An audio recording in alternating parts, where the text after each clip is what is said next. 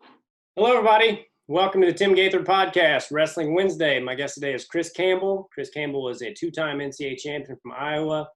He was also a world champion, and he was the oldest Olympic medalist in U.S. history, total stud, and I'm looking forward to talking to him, so let's bring him in. Thanks so much for taking the time to do this. Is today your birthday, right? Yeah. Happy birthday. Thank you. Bet. I saw that on your Wikipedia, it said September 9, and I was like, I think this is his birthday. It said it was on Facebook, so.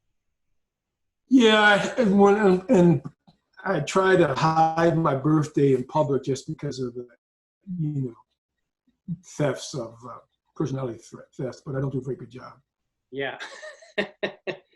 Well, you look great. I saw that today is your 66th birthday, and you look younger than I do. I don't know about that. I don't feel too young.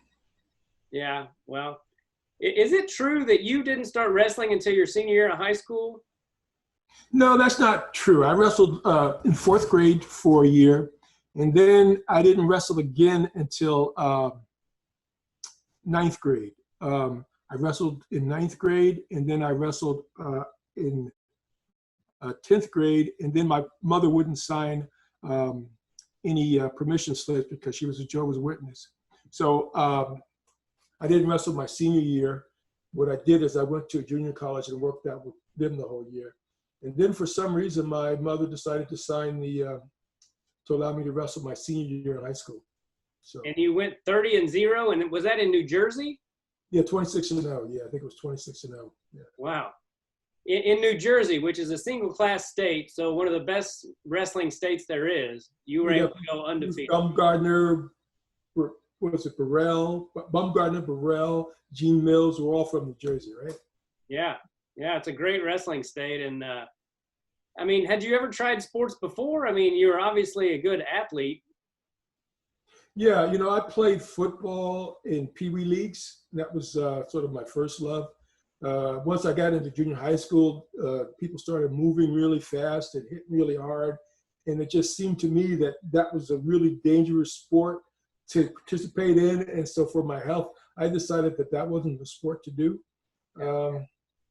But then I also was playing basketball in junior high school in 8th grade. And it was actually the wrestling coach who came up to me and said, "Hey, you suck at basketball. Come out for the wrestling team next year." And he was right. So. Yeah. Well, how did that senior year go? I mean, were you surprised that you just kept winning? I'm one of those dudes who thinks that I'm the best in the world, and that's just that. So losing is the anomaly to me, not winning. Yeah. And how did you end up at Iowa? Was there any other choice for you, or is that where you always wanted to go? I don't think when I was in high school I had a concept of going to college. Mm-hmm. And because I didn't wrestle until my senior year in any state competitions, nobody knew about me. So I had ended up getting a scholarship to Maryland, University of Maryland, and I was being recruited by Montclair State. A guy named Richie Softman was the assistant coach. When I told him I was going to go to the University of Maryland, he said, "There's no way I can let you do that with your talent. And if you're not coming to Montclair State, you got to go out and be with Dan Gable." Huh. And it just so happened that Gable had about, I think, a month or two before that came out to our high school athletic meeting and given a speech. So I had met Dan, but for whatever reason, and this thing, it still sort of puzzles me today. I mean, how do you believe a guy coming out of nowhere saying, "You need to do that"? And I just said, "Yeah, I need to do that." Sold my car and flew out to Iowa and started working in a car factory, and then went to practice at the Iowa field house, started working with the guy. So yeah, I mean, it's interesting that I guess maybe it was in the, I knew this was the thing for me. And how did your freshman year go? Did you redshirt? Did you wrestle right away? No, I won the Big Ten championships my freshman year, was most outstanding wrestler in the Big Ten. And as a consequence of that, I got a scholarship. I didn't have a scholarship until my junior year. I walked on. As a true freshman, after starting your senior year, you won the Big Tens. I was one bad boy. You got to understand that. you know. I should have placed in the nationals, but I just did some dumb stuff in a match against actually a kid from New Jersey who I was beating to death and ended up losing the match. But I think I could have been like third in the nation my senior year, my freshman year. And then I think I would have. I hurt my knee my sophomore year. I definitely won. I should have won 3 national titles. My sophomore year, I should have won that. Yeah. How did you do your sophomore year? What'd you place? Second. Okay. I think it was a Mike Lieberman. Like Okay. by one point, I was basically on one leg because I had my leg all patched up because I just had a knee operation. Wow. That has to be, I mean, I've talked to a lot of good wrestlers and heard a lot of great stories, but that's about the most amazing thing I've ever heard, to be basically a second-year wrestler and win Big Tens, and then your third year you made the finals. That's just crazy to me. Third year made the finals of what? You said you got second or sixth? In what year? Your sophomore year. Oh, where at? College or? In college. Oh, I got second in the nation. Wow. Yeah. That's the most amazing thing I think I've ever heard as far as wrestling stories. Well, I mean, here's one of the things that you should keep in mind. My junior year, while I didn't wrestle for my high school team, I went to junior college. And so I was wrestling with some guys at junior colleges who were state champs, and I religiously went because for me, I'm really happy I was really happy when I'm wrestling. I mean, that sort of was my happiest place to be. So yeah. I went to practice all the time, and I got to wrestle with some really good guys. I think that really helped. And your mom knew that you were doing that, but she wasn't? Yeah, I didn't have to get a permission slip to do that. Okay. My mother didn't. I mean, I was not a bad kid. I mean, one of the things I think that my mother was grateful for, because I was the only child and she was raising me by herself, I never really got into any trouble. I was very, very committed to sort of staying out of trouble and doing the right thing. So she never monitored anywhere I went or anything I did. Okay. And what made her decide to change her mind your senior year? You know, that is like what is it called, $100,000 question. I just think, I think it was fate because, boy, you know, I ended up having a law degree and being a world champion and competing in Olympic Games. You know, probably none of that would have happened if I hadn't gone out to Iowa. So, and her signing that allowed me to wrestle my senior year sort of got that ball rolling. I think she just didn't want to say no again. I mean, it was the second time I had done it. I think I even tried to ask her. She came up with no reasons. I know I had a couple of cousins who were really wanting me to be a football player, you know, because they thought I was a really good athlete. But they probably would have been pressuring her. But I mean, as a Jehovah's Witness, I mean, you know, obviously if she felt that she was doing the right thing because this is what God wanted, I don't think my cousins could have influenced her. But I think she probably saw how much I enjoyed wrestling. Yeah. Well, what is it about Dan Gable that, in your opinion, made him such a great coach? But Dan Gable was a great coach because I think he treated each person different according to what they could handle. That's one. He wasn't like a rah-rah, it's my way or highway guy. But he also worked harder than anybody else in the room. So if you were in a room with him, you know, you weren't going to sort of be lackadaisical. And then he could beat your butt while you were wrestling. So, I mean, if you like try to take a day off and he saw you trying to take a day off, he'd wrestle you. And, you know, that was a very long day. Yeah. So you wrestled with him a lot? I wrestled with him probably once a week or so. And he was just a beast. Could you do anything to him? Oh, you know, I have a really funny story. When Dan Gable came and talked to my high school, because I was just this cocky kid. I mean, my mouth was bigger than my ability. You know, I told him I was going to kick his butt. So when I go out to the wrestling mat at the gym, the gym and field house, we go to wrestle. I took him down in like 2 seconds. Wow. You know, and you know, I was feeling good for myself, not realizing that I had like an hour and a half beating because it really pissed him off. So he beat me up pretty good. I felt like I had two dislocated shoulders. I had neck burns, so the skin was taken off the side on both sides of my face, and I was in the corner, like in a fetal position after the practice was over. Well, I mean this in the nicest way possible, but you are a freak. You were able to take down Dan Gable with the little, I mean, good Lord. That's just. Well, look, I'm really quick, and taking him down wasn't the problem. Yeah. The problem was to continue to take him down. Yeah. That was the problem. Yeah. What do you remember most about your 2 NCAA titles?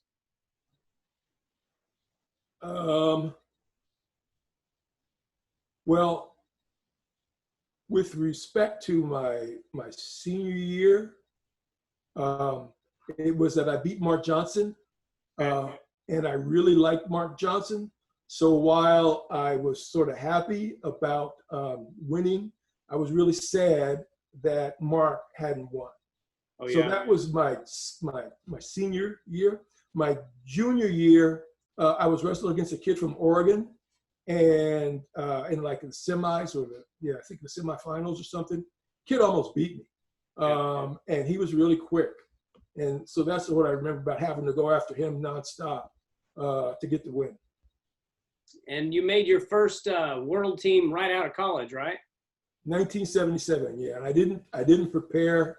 I mean, I could have easily won those world championships, and I just didn't prepare properly. And I regret that to this day. How did you just didn't work out, or what do you mean you didn't? I worked out, but I mean, I was not like, when I got serious, I was working out how Gable would want us to work out. I'd work out in the morning, I'd run, 3 to 4, 5 miles. I'd be weightlifting. I would be drilling in the morning, drilling in the afternoon, wrestling in the evening, and then watching films.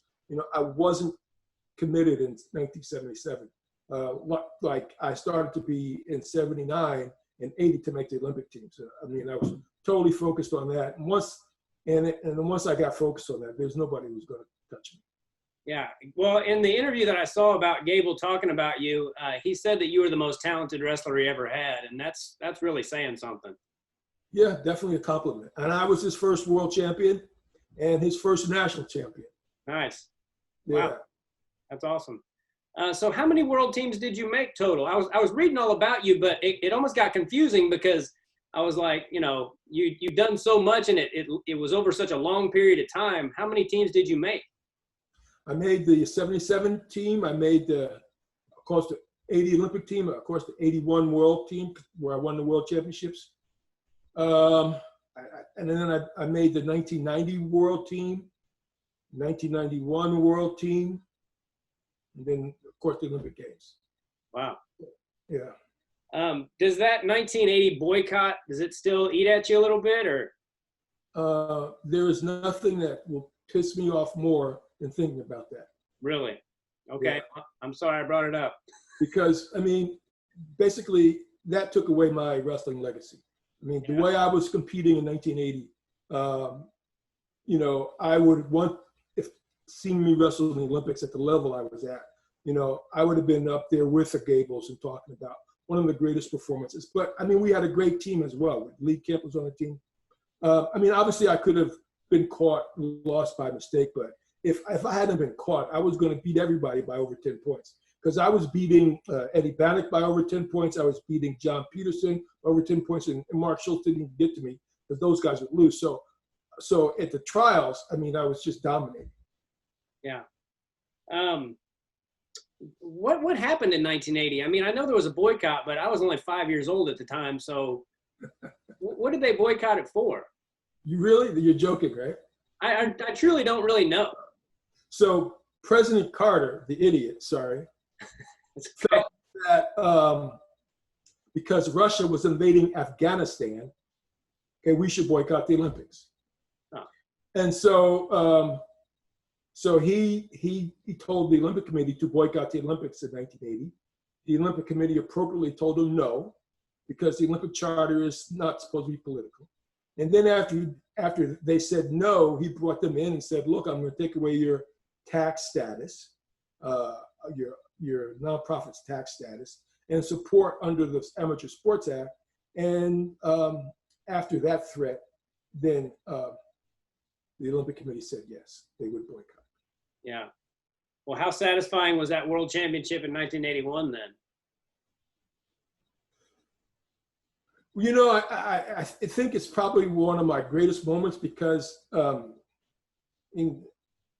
could say that I was the best in the world at something. And I always thought I was the best in the world. But, you know, thinking you're the best in the world and proving you're the best in the world is two different things. And when I won the World Championships, it was sort of like a mind shift for me because I had looked back on what I had done to become a world champion. And I said, hey, you know what? If I work this hard at anything else that I want to do, I'm going to be successful. And sort of I used that model to start preparing for studying, for getting into law school and then going to law school. So it was, for me, it was very significant. Yeah. Did, I'm jumping ahead a little bit, but did the referee tell you that you didn't have it anymore when you tried to come back? Is that true? Did I read that right? Well, I don't know if it was there may have been referees. I know that there were people telling me, oh, you're too old to think about coming back and you should just stick with the law. But I mean, for me, I was just the happiest I could be when I was in a wrestling room. It's sort of hard for people to understand. I think wrestlers understand it. Probably other people who play football or basketball. If they, you know, really become good at it, in order to be really good at it, I think part of it, you got to just love to do it. Yeah. You know, it's not something, you can't be a great wrestler if you don't like wrestling. Yeah. So I just love being in a wrestling room. Yeah. I loved it, but not like that. Like I was a state champion in high school, but that was kind of my only goal. And I didn't, you know, beyond that, I feel like the guys who excel like yourselves are people who just wanted to get good at wrestling, you know, like, because that was probably my biggest thing was I didn't put in the effort as far as the drilling and that kind of stuff. I just wanted to live wrestle and all that. So I regret that. Like if I could go back in time, I would just see how good I could have gotten, you know. That's my biggest regret. I had Jay Robinson who was assistant coach at the University of Iowa.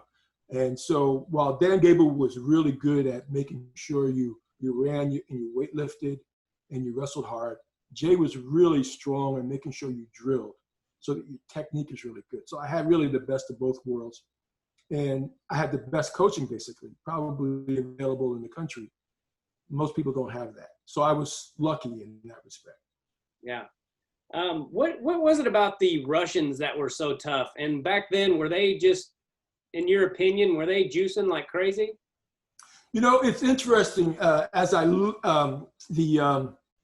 a sort of a long story, but Interpol was doing investigating some organized crime groups. And what they found when they did that was that the Russian wrestlers were juicing. And they found for the period of 1992, which is the Olympic Games. Now, I only lost against the Russian who was you know, in the Olympic Games. Mm-hmm. So I don't know if he was juicing, but, you know, they found documents to show that Russia was juicing. And of course, if you look at a lot of the stuff that happened recently in the Olympic Games, like, for example, when they had the Olympic Games, and I forget where it was, in Russia, you know, they had spies that were drilling holes through labs to clean up the drug tests. Yeah. So, I mean, for me, my biggest problem was because it was hard for me to recover once I started in 1991, even back in the 80s. You know, I could only wrestle 3 days a week. If I wrestled more than that, I would just break down and I couldn't recover.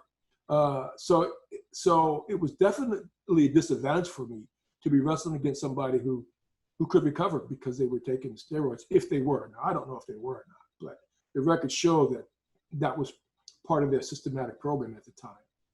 Yeah, well, I've had Barry Davis, I've had Jim Shear, and they were all of the opinion. Jim Shear said that he wrestled. I watched your match today with Markabet Kartsev. I always say his name wrong, but that Russian, and he said that he was just by far the strongest guy he had ever wrestled. Was that your opinion too? No, the strongest guy I ever wrestled was Lee Kemp. Okay. You know, there's no question about that. For pound, he's incredible. Mark Johnson was another guy that was like touching a brick wall. I mean, I couldn't beat Mark Johnson on strength. I had to beat him on speed because he was unworldly strong. Now, I don't think that Mark was juicing at all. I just think that was natural. I never felt that way about him. And Lee Kemp, of course, I never felt that way about Lee as well. But Kardashev was strong, but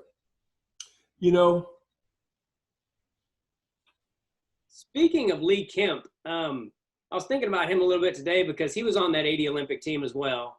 And I know he won 3 world titles. Is he one of the most underrated wrestlers in the United States? Because he's one of those guys that it seems like people don't talk about him when they mention the greats. And I always want to go, what about Lee Kemp? That guy was freaking amazing. Well, yeah, I mean, and you have to understand back when Lee and I were doing it, the goal was to win one world championship and retire. It wasn't like it is now where guys understand and feel like they've got to win 3 or 4 or 5 world championships or Olympic games to be there. So Lee is certainly in the top 5 of American wrestlers, no question. And, when I would say top 5, that would be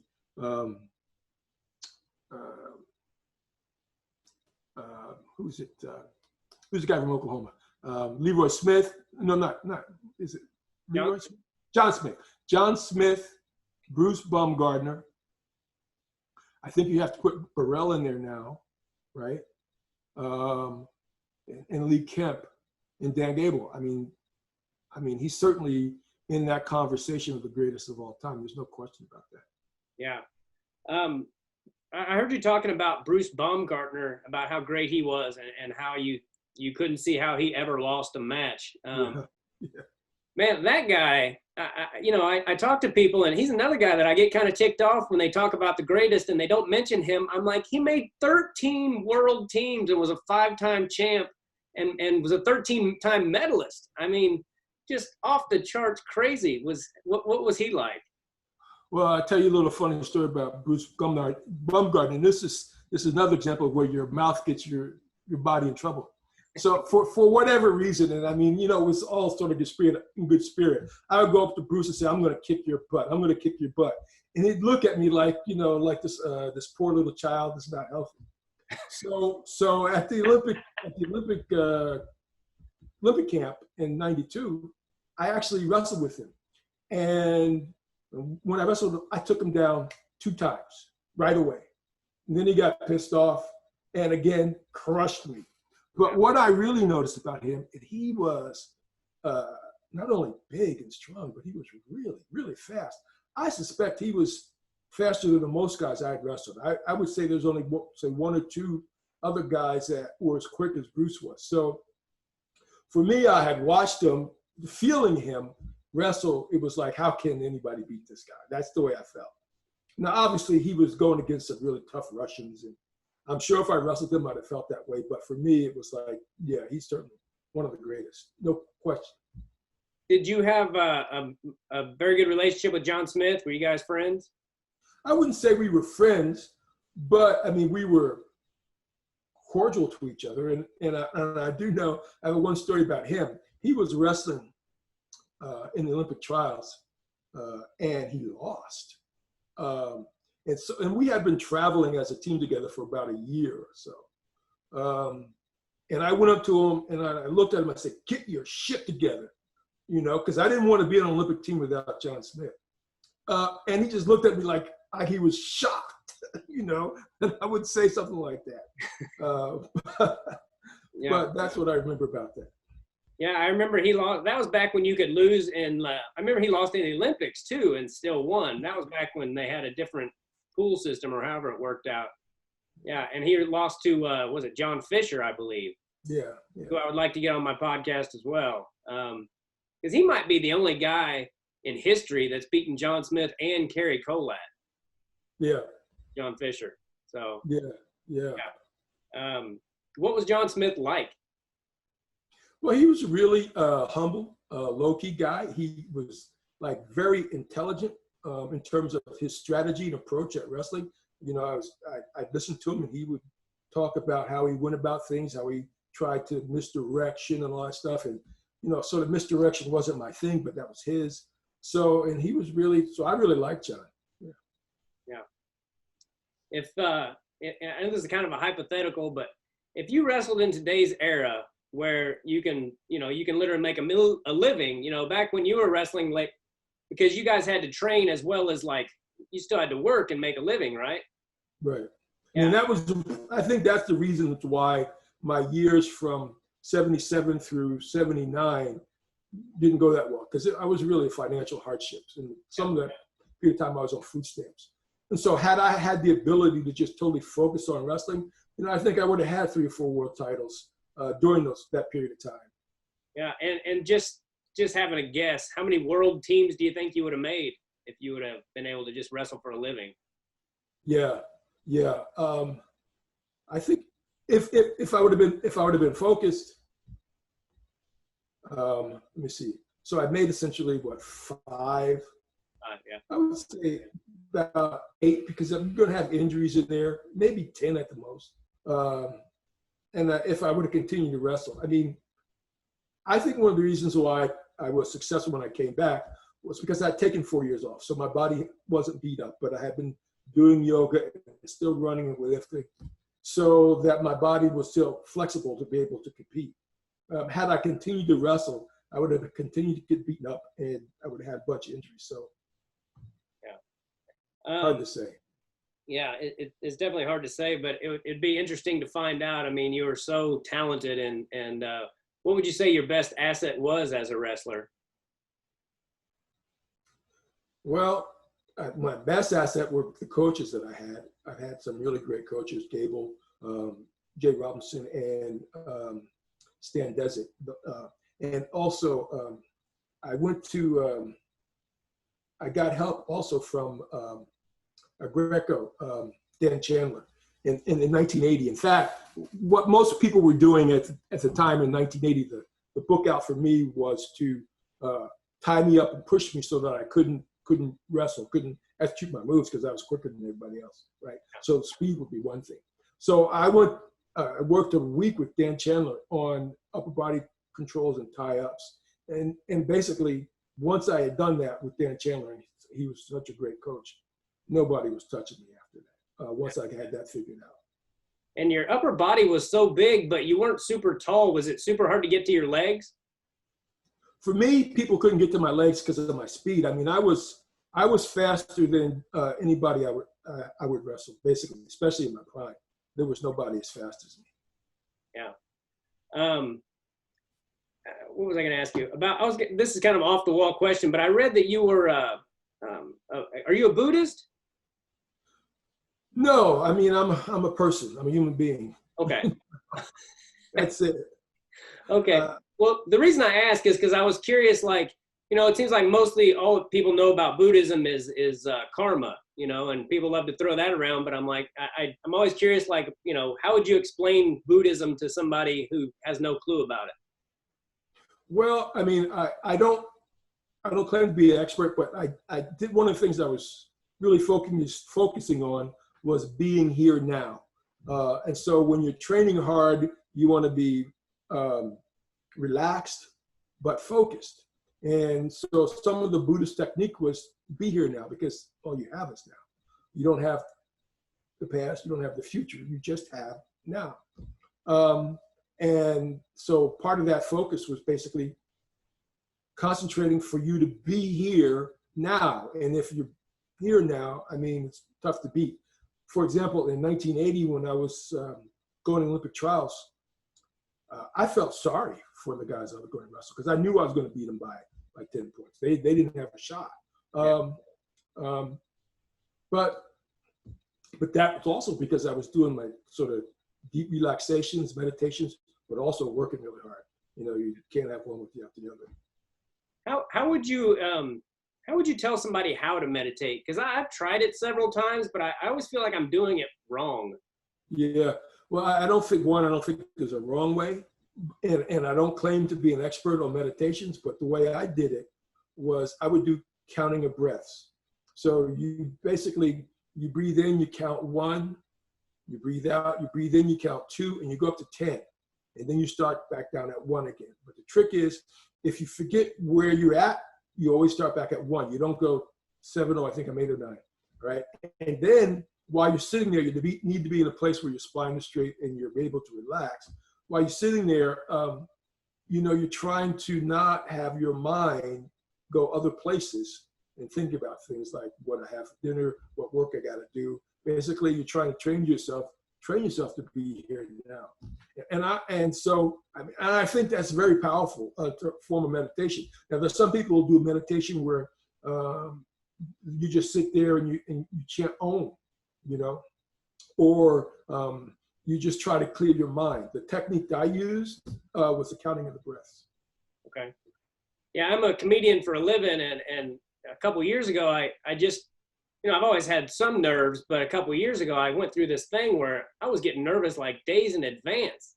And so I was trying to meditate, and it did calm me down, but sometimes it almost felt like it calmed me down too much, like just like with wrestling, you almost need a little bit of nerves or something. So that's why I feel like I was doing it wrong. I was like, well, I'm either too anxious or too calm after I do it. So.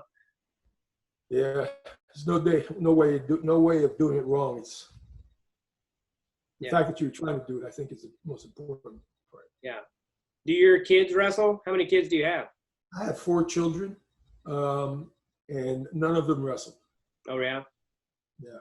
And none of them actually competed athletically once they got in high school and college. Oh, yeah. Why were they just not interested in wrestling at all, or did you not try to push it on them? Yeah. Look, wrestling is something I would never push on somebody. Yeah. Because wrestling is really hard. Yeah. If you don't love it, I think it would be torture. I mean, I could do it because I loved it, but I was really aware of the fact that, hey, this is a tough sport. If you don't love it, it's cruel to have somebody do something like that. Yeah. Yeah, that's a good way to put it. I was a pretty decent wrestler. My brother was good. And so my son's he's almost 2. And so everyone expects him to wrestle. They all talk about it like, oh, your boy's going to, and I'm like, if he's into it, he's into it. But right. I know that it's not for everyone. And like you said, if you're not into it, even if you love it sometimes, it's, people say wrestling's fun. I'm like, the only time I had fun was riding home on the bus after it was over, after we had won, and the camaraderie of hanging out with your buddies. Do you still miss that part of it? Well, what was most fun to me was being in the wrestling room and wrestling with guys, especially if somebody was pretty good to wrestle against. With respect to camaraderie, I miss that.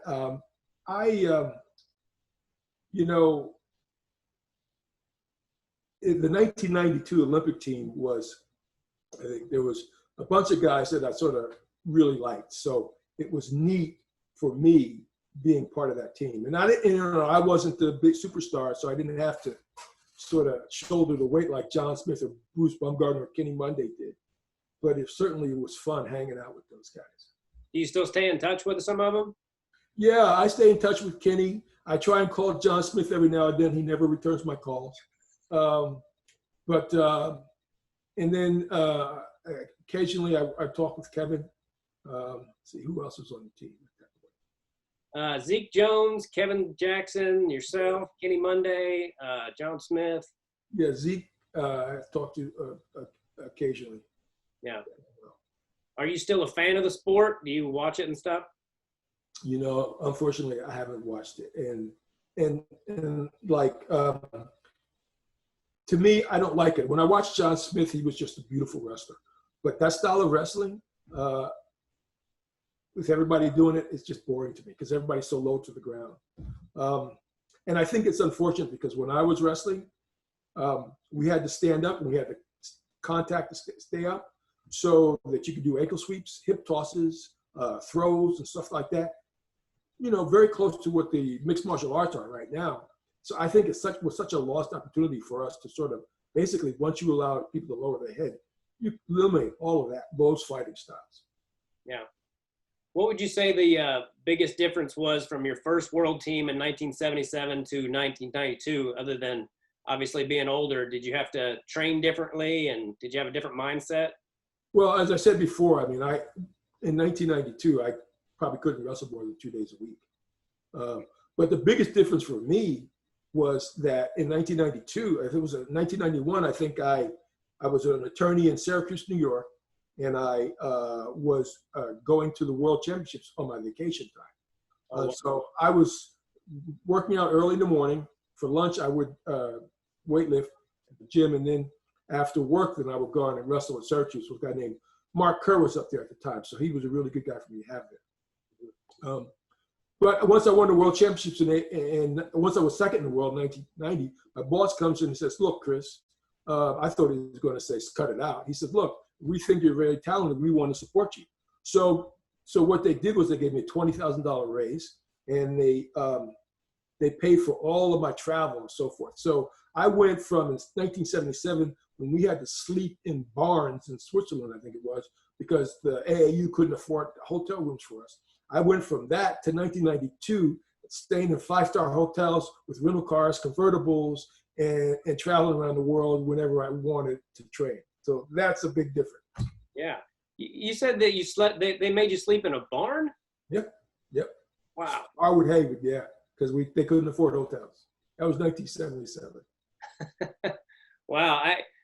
Wrestlers today, I doubt they have any idea how much you guys had to sacrifice to do what you loved back then. Yeah. What was I going to ask you?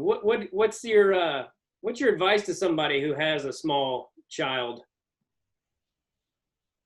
Like as far as I mean, for me, what I tried to do with all my kids, and obviously my first wife and then my second wife were really did most of it, is to give them opportunities to do a whole bunch of things: music, the arts, sports, all kinds of sports,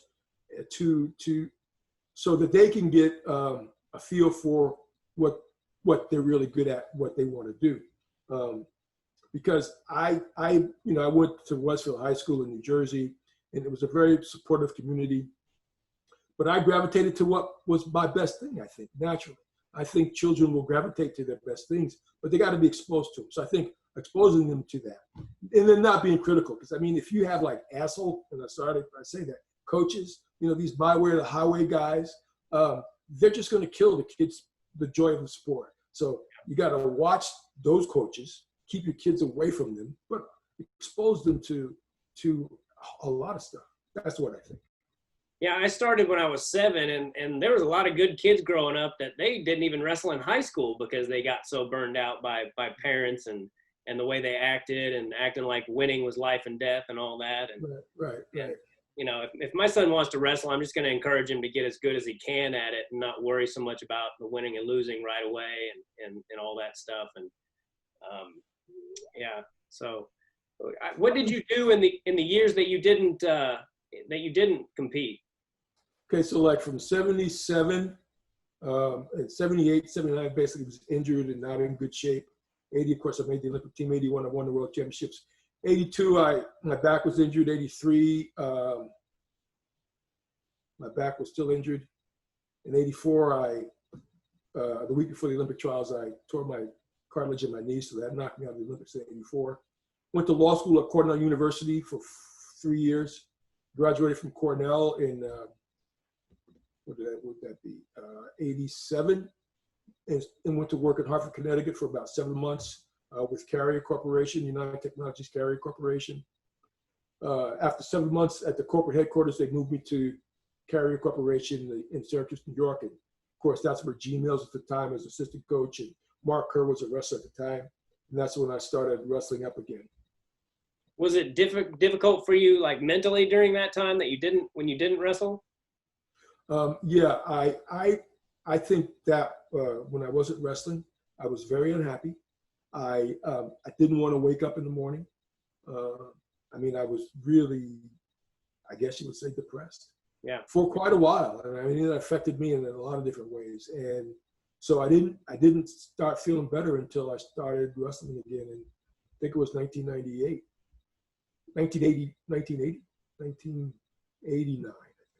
Okay. 1989. So you were able to take all that time off and still come back and get second in the world in 1990. Yeah, yeah. And I put that up to, I mean, I continued to do yoga. I continued to weightlift and stretch. And, you know, so I didn't let my body fall apart. And I feel like I had really good coaching. So from a strategic standpoint, I wasn't making a mistake. So my body didn't have to make up for my lack of proper technique. And then I got really good at front headlock, which is an old man's move. So I could take people out with that. And I just, like I said, I was just only happy when I was in the wrestling room. So that's where I wanted to be. How long did it take you after you retired in 1992? Was that a hard period for you, or were you satisfied with? Well, in 1992, or after the Olympic Games, I broke my neck, and so I had to get fused, and I got my neck fused in 4 places, and that knocked me out of competing again. But for a little while there, you know, I continued to try and work with wrestling, but I slowly moved away. After that, were you able to appreciate how awesome it was to get a bronze at the age that you did, because you were almost 38, right? Yeah, I was a month away from my 30th birthday. Yeah. I had always visioned myself as a gold medalist, and so in that respect, it was really really disappointing for me to get a bronze medal. But as I look at it accurately with respect to the style they were wrestling at the time and what I did, I was probably lucky to get a bronze at the time. But now I look at it and I say, damn, Chris, I mean, that's pretty impressive. I doubt that anybody will be able to do that again.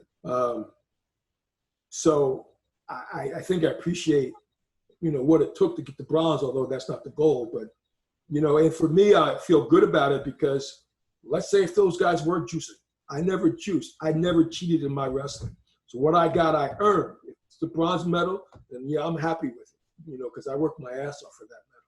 Yeah. Well, you're a big dude, and you can obviously. When's the last time you wrestled? Like, do you still coach and stuff? You know, I'm 66 now, so I used to laugh at old guys when I was a wrestler trying to get on the mat to show you something, right? Because their bodies wouldn't move right and so forth. So I'm that guy now, you know. So I don't try to get on the mat to show people how to wrestle. Although if you want to know how to do a good front headlock, I help you out with that. Okay. But I try and stay away from it because I had my hip replaced about 2 years ago. And so the only thing I do if I go on the mat is get hurt. Yeah. You know, I would have loved to have been coaching, but wasn't in my. You could probably still defend yourself pretty well. Is that a good feeling to know that, you know, even at 66, you could probably kick the crap out of just about anybody? You know, I don't believe that anymore. I mean, I've got my neck that's hurt, so I got one arm that has got almost no strength in it. I got a hip that's replaced, so I can't move. So I just see myself as an invalid, and I got to be careful. Yeah. Do you still do yoga and stuff?